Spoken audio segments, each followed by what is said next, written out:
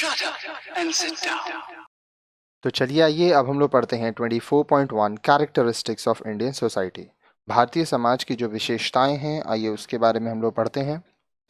Our society has been projected as a traditional society based on spiritualism giving less importance to materialistic growth. हमारा समाज एक पारंपरिक समाज है, ठीक है, जो कि स्पिरिचुअलिज्म को बिलीव करता है, ठीक है, और यहाँ पे मटेरियलिस्टिक ग्रोथ जो है उसको कम मान्यता दिया गया है। अब यहाँ पे एक वर्ड है स्पिरिचुअलिज्म, तो आइए इसका मतलब हम आपको बताते हैं। देखिए, इसका मतलब होता है अध्यात्मवाद, ठीक है। स्पिरिचुअल जो हम लोग कहते हैं ना कि लोग एक मिनट आध्यात्मिक होते हैं, ठीक है, आत्मिक। आगे देखिए, but this has been only the opinion of others, लेकिन यह सिर्फ दूसरों की ही राय है। Today, things are changing fast and we are marching ahead towards a strong, secular and modern nation. आज चीज़ें बहुत तेज़ी से बदल रही हैं और हम लोग एक बहुत ही मजबूत, सेक्युलर और मॉडर्न नेशन की तरफ बढ़ रहे हैं। Undoubtedly, the Hindu way of life with its tolerance and non-violent attitude shaped the nation to its present form. अब देखिए, इस पे कोई शक नहीं है कि जो हिंदुओं का जीने का तरीका है, जिसमें वो बर्दाश्त करते हैं, सहते हैं और अहिंसा के मार्ग में चलते हैं, उसके वजह से आज राष्ट्र इस तरह से बन पाया। There has been an impact of many external forces and religions like Islam, Christianity and Western societies, but the Indian way of life continues. Bharat में बहुत सारे बाहर से आए हुए जो धर्म है, जैसे इस्लाम हुआ, क्रिश्चियनिटी, फिर जो पश्चिमी सभ्यता है, उनका प्रभाव पड़ा, लेकिन फिर भी भारत का जो अपना जीने का तरीका है वो भी चलता रहा। The traditional Hindu society believed in ascribed status. It was hierarchical where upward mobility was difficult and slow. अब देखिए, भारत में जो परंपरा है, भारतीय समाज में जो हिंदू सोसाइटी है, जो हिंदू समाज की परंपरा है, वो अस्क्राइब्ड है, मतलब आप जहाँ जन्म लिए हैं आपको वही समाज का आपका वही धर्म है, वही जाति है, आप उसी को आगे बढ़ाते हैं, ठीक है, और अपवर्ड मोबिलिटी नहीं होता है, ठीक है। आगे देखिए, द कॉन्सेप्ट ऑफ पुरुषार्थ goals of life guided life. अब देखिए, हर एक इंसान का जीवन में कुछ लक्ष्य होता है, वो कॉन्सेप्ट पाला जाता है। दे आर धर्म, morality, the path of righteousness, duties of the individual, etc. Earth, the pursuit of wealth and well-being. Calm, the pursuit of bodily desire, particularly sex. And मोक्ष, salvation. अब गोल ऑफ लाइफ, पुरुषार्थ क्या है? पहले धर्म, आपको सही करना है, एक व्यक्ति की जो ड्यूटीज़ होती हैं उनको पूरा करना है। फिर अर्थ, आपको धन कमाना है, अच्छे से अपने जीवन को जीना है। फिर काम, आपको अपने शरीर की ज़रूरतों को पूरा करना है, खासकर अपने शरीर की शारीरिक ज़रूरतें। सेक्स, जो कि बहुत ही इम्पोर्टेंट होता है, उसको पूरा करना है। फिर मोक्ष आता है, जब आप मोह माया त्याग के मोक्ष की तरफ बढ़ते हैं।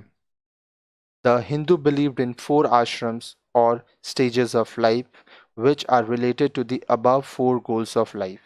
अब जो हिंदू हैं वो 4 आश्रम या जीवन के 4 स्टेजेस, स्तर की बात करते हैं, जिन जो कि इन 4 लक्ष्यों से, जीवन के इन 4 लक्ष्यों से जुड़े हुए हैं। They are brahmacharya, student life, grihastha, the householder's life, earning livelihood and wealth, fulfilling sexual desire and reproducing children, vanaprasth, the hermit's life with gradual detachments, and sannyas, renunciations from family and worldly things. तो देखिए, सबसे पहला ब्रह्मचार्य का जीवन होता है, जो कि एक स्टूडेंट का लाइफ होता है, ठीक है। फिर आप गृहस्थ बनते हो, जब आप अपने परिवार को चलाते हो, आपका एक पारिवारिक जीवन होता है। उसके बाद आप पैसा कमाते हो जीवन जीने के लिए, आप धन कमाते हो। उसके बाद आपका जो सेक्सुअल, आपका शरीर का जो शारीरिक ज़रूरत है, आप सेक्स करते हो।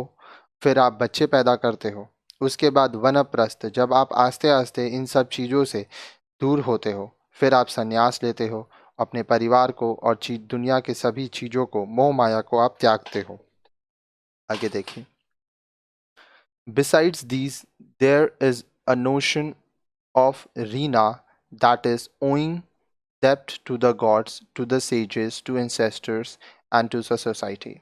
इसके साथ साथ एक रीना की भी भावना होती है, मतलब भगवान के प्रति हमारे जो सेजेस हैं, पूर्वज हैं, एंसेस्टर्स हैं, समाज है, उनके हम लोग कर्जदार हैं। One has to repay these debts through performance of duties. व्यक्ति को ये जो कर्ज है इनको अपने कर्तव्यों को पूरा करके निभाना होगा। Further, there was the doctrine of karma, which is mainly based on the notion of rebirth.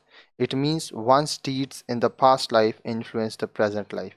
इसके साथ साथ हम लोग कर्म पे भी विश्वास करते हैं, जो कि पुनर्जीवन से संबंधित है।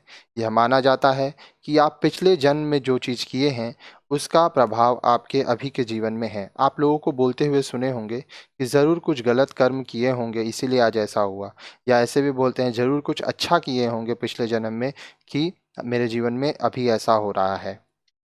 The above aspects are found more in the ideals and less in practice today. अब ये सब जो चीज़ें हैं ये विचारधारा में ही लोग देखते हैं, अपने रोज़मर्रा की ज़िंदगी में लोग इसका पालन अब उतना नहीं करते हैं। Today if we look at tradition we find certain features are continuing. आज अगर हम लोग परंपराओं को देखेंगे तो हम लोग पाएंगे कि कुछ ही चीज़ें हैं, कुछ ही विशेषताएं हैं जो कि अभी भी चल रही हैं। They are ritualised way of life, that is rituals are observed not in a rigid manner but a flexible manner। अब देखिए, ये हमारे जो जीने का तरीका है, ठीक है, उसमें बहुत सारी नीतियाँ होती हैं, हम लोग नियम कानून मानते हैं, और ये जो रिचुअल्स हैं ये फ्लेक्सिबल है। पहले क्या होता था, रिजिड था, मतलब कठोर, आपको मानना ही पड़ेगा, लेकिन अब नहीं है। अब लोग अपने हिसाब से चीज़ों को करते हैं, पूजा पाठ, नीति नियम अपने हिसाब से मानते हैं। It is not only limited to the Hindu ritual but also extended to the rituals of other communities। अब यह सिर्फ हिंदू जो धर्म है, जो हिंदू रीति रिवाज है उस तक ही सीमित नहीं है, यह दूसरे समुदायों तक पहुंच चुका है। The secular doctrine can be found from the fact that all major rituals of all religions have been declared as national holidays। अब देखिए, जो सेकुलर डॉक्ट्रिन है, ठीक है, सेकुलरिज्म का मतलब क्या होता है कि सभी धर्म, जो इंसान जो धर्म चाहे उसका पालन कर सकता है, ठीक है। आप किसी को ज़बरदस्ती किसी धर्म का पालन करने के लिए मजबूर नहीं कर सकते हो, सब एक साथ रह सकते हैं। तो सेकुलर डॉक्ट्रिन जो है वो कहते हैं कि जो मेजर रिचुअल्स हैं हर एक धर्म का, उस दिन नेशनल हॉलीडे होता है। जैसे today Holi, Deepavali, Dussehra, Eid, Eid ul Zuha, Good Friday, Christmas Day, Guru Nanak Jayanti, Mahavir Jayanti and Buddha Purnima, etc. are all occasions of celebrations for all of us।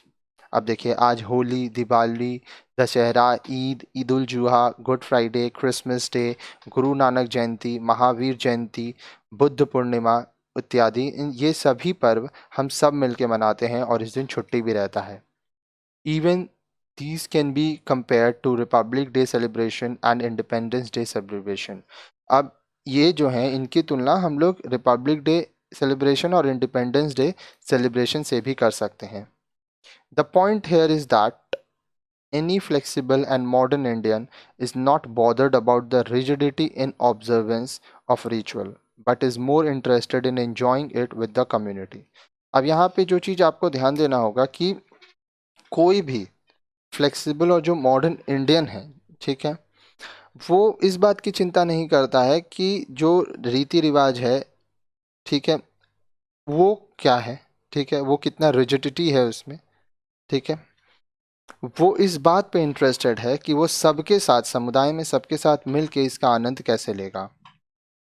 Today India finds a place in the world in every aspect including dance, music, movies, sports, philosophy and astrology etcetera.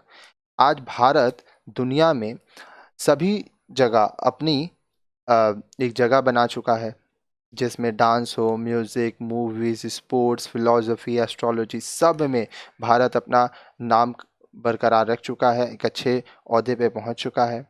Bharatanatyam, Kuchipudi, Kathakali, Odissi, Manipuri, Mohini Attam, Kathak, and many other folk dances like Bhangra and Garba, etc. have become globalized phenomena. अब देखिए, भरतनाट्यम, कुचिपुड़ी, कथकली, उड़ीसी, मणिपुरी, मोहिनी अट्टम, कथक और भी बहुत सारे folk dance हैं जैसे भांगड़ा, गरबा। ये पूरे दुनिया में इनका लोग इस पे डांस करते हैं, पूरे दुनिया पर ये अपना प्रभाव डाल चुके हैं। Yoga and transcendental meditation have a great appeal in western countries. पश्चिमी देशों में योगा और जो ट्रांसेंडेंटल मेडिटेशन है उसका बहुत इस्तेमाल किया जाता है, लोग करते हैं। महर्षि योगी हैज़ बिल्ट द फर्स्ट वैदिक सिटी इन न्यूयॉर्क। महर्षि योगी ने सबसे पहला वैदिक सिटी न्यूयॉर्क में बनाया। Ayurveda, the science of life and other types of herbal and aromatherapy have influenced the world widely. अब देखिए, आयुर्वेदा जिसको साइंस ऑफ लाइफ कहा जाता है और दूसरे तरह के जो हर्बल और एरोमा थेरेपी होते हैं वह पूरे दुनिया पर अपना प्रभाव छोड़े हैं। Thus retaining our Indianness we are marching ahead with a modern outlook. तो इस तरह से हम लोग अपने भारतीय होने का ये गौरव बनाए रखते हैं और एक मॉडर्न आउटलुक की तरफ बढ़ते हैं। Our modernity is not simply the imitation of the West, but is integration between the indigenous tradition, like the emotional family bond, spiritualism, alternative medicine, with the modern goal-oriented and rational outlook. हम लोग जो आधुनिक बन रहे हैं ये सिर्फ ये नहीं है कि हम लोग पश्चिमी देशों का नकल कर रहे हैं, हम लोग चीज़ों को अपने में मिला रहे हैं। आज भी हमारे परिवार में भावनात्मक संबंध हैं, हम लोग आध्यात्मिक हैं, जो हमारी दवाई हैं वो लोग हम लोग अपने भी यूज़ करते हैं, विदेशी भी यूज़ करते हैं। हम लोग मॉडर्न गोल ओरिएंटेड हैं और हम लोग का जो परंपरा है उसको भी हम लोग लेकर चलते हैं। As many as 6 Indians have received Nobel prize. लगभग 6 भारतीयों को नोबेल पुरस्कार भी मिला है। They are Rabindranath Tagore, Sir C V. Raman, S. Chandrasekhar, Mother Teresa, H.G. Khorana and Amartya Sen. अब देखिए, Rabindranath Tagore ji, Sir C V. Raman ji, S. Chandrasekhar ji, Mother Teresa ji, H.G. Khorana ji, Amartya Sen ji को नोबेल पुरस्कार मिला है।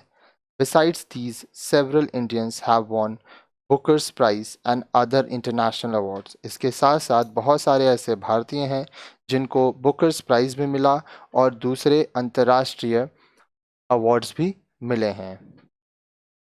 अब आगे देखिए, नेक्स्ट वीडियो में आप पढ़ेंगे nature and extent of diversities के बारे में।